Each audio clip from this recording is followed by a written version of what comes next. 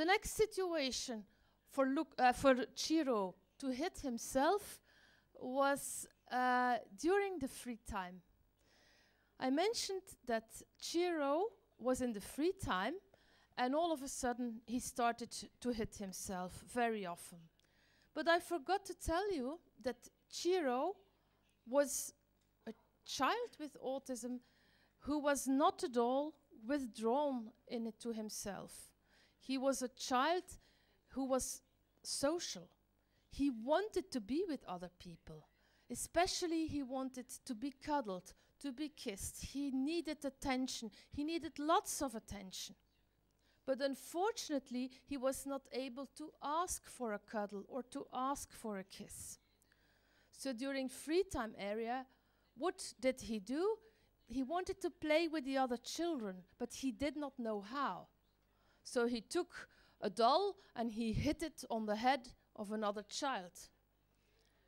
And the other child started to cry or to say things or to make some sounds. And Luca thought that this was wonderful.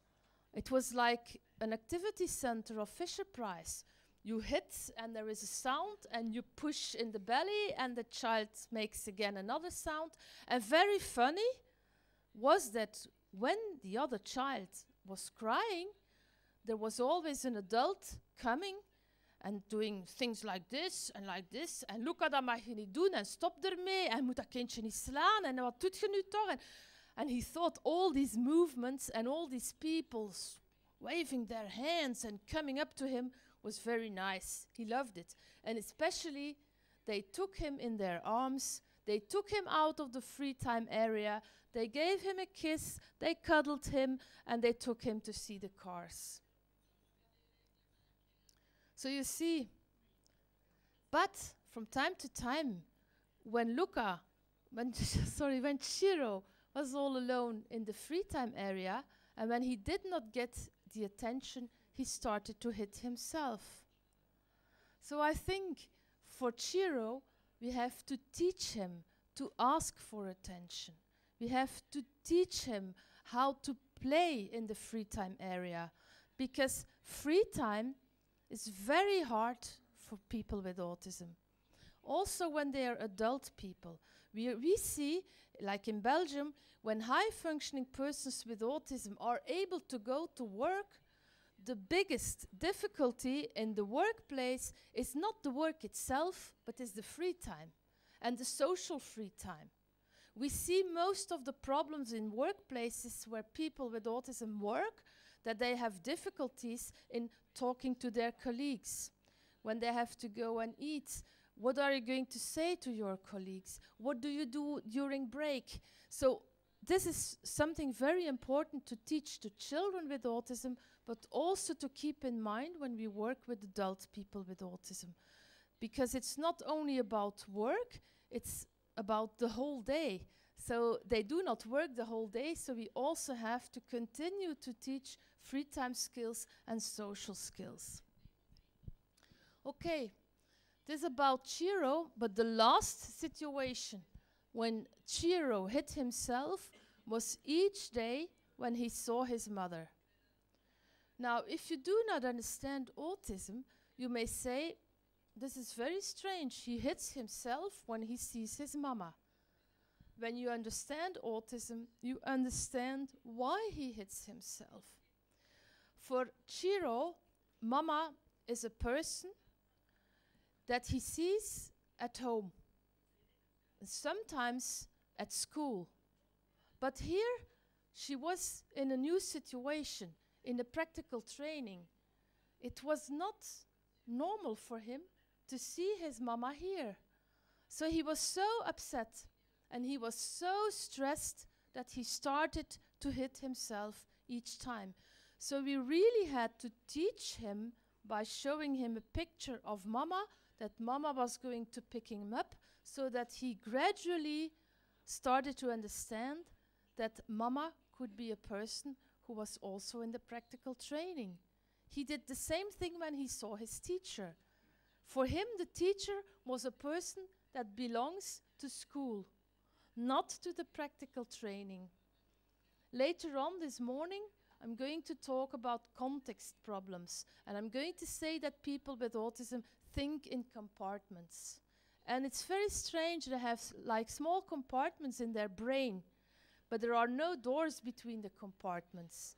It's up to us to try to create these doors between the compartments, because very often they have a compartment school, a compartment home, and also a compartment workplace. So it's very important, if you work with adult people with autism, to check each time whether the person with autism has generalized. Because due to the fact that they think in compartments, it is possible that they link their skill to one compartment and not to the other compartments. So it's possible that an adult with autism was able to sort when he was at school, but that he's not able to sort in the workplace. It's not because he does not want to, but because he does not generalize. So all the time, we'll have to teach our adult people with autism to generalize. So this was about Clercq. But now I have to continue because we are already 20 years later. Clercq is an adult man with autism. I took some notes. And he made much progress. But of course, he still is a person with autism. He still has learning disability. But he made progress. I told you that in the beginning he only understood a few objects. Now he's 26 years old and he understands more and more objects, and he also understands a few drawings and a few photos, especially photos of people that he knows, of course, and also photos of things that he are interested in. For instance, like logos, the logo of Coca-Cola, for instance. He loves to drink Coca-Cola and he recognizes the logo everywhere. So he knows some photos. He also made a lot of progress in this way, that he still is interested in cars, always cars, but he seems to understand, he understands the link between like a car in miniature, a toy car, and the real car. And he understands also the photos of the cars. But it's very important, if you say car, that it is the same car as on the photo. For instance, if you say to Clercq, now we go to grandparents and we're taking the car, and you show him the photo of the car, it has to be the same car. So he understands all this. I told you that when he was 6 years old, he said mama. And he used the word mama for everything. Huh? Mama was just one word to explain or to ask for anything. Now, mama means mama, his mother. And his mother is very, very happy with that, because mama only means my mama. And he also says a few words. Like when he wants to go outside, he says birds in the sky. So if you do not know his manual, because I always say that people with autism, they are people with a manual, with the user's guide. Why do I say that? Because very often they use private communication. So if you work with adults with autism, it will be very important to try to know the manual of each of your adult people with autism. And you have to ask the parents or the brothers and sisters, or you can ask the professionals who have been working with that person during several years. So I still remember that Clercq, for instance, when he was outside, very often his brother showed him the birds in the sky. And when they were walking, his brother said, "Look, Clercq, the birds in the sky." And Clercq associated the words, the birds in the sky, with walking. So he thought walking means birds in the sky. So now if he says the birds in the sky, it means I want to go walking. This is a private or an idiosyncratic communication. He also says drinking water when he wants to drink. And he can also say spaghetti. And spaghetti means I'm very, very, very hungry. This is spaghetti. He also says, and this is very strange, pig. And pig means give me a cuddle. Tickle me. You remember when he was in the free time area that he was a very social boy who liked to be cuddled, who needed a lot of attention. Well, he's a grown-up now, and Ciro still likes to be cuddled. But why does he say pig? Well, when he was a little boy, his grandfather all the time was taking him in his arms and was cuddling him, and he said, "You are a little pig." And Ciro did not understand the word pig, but he heard the word while he was being cuddled. So he thought being cuddled is pig.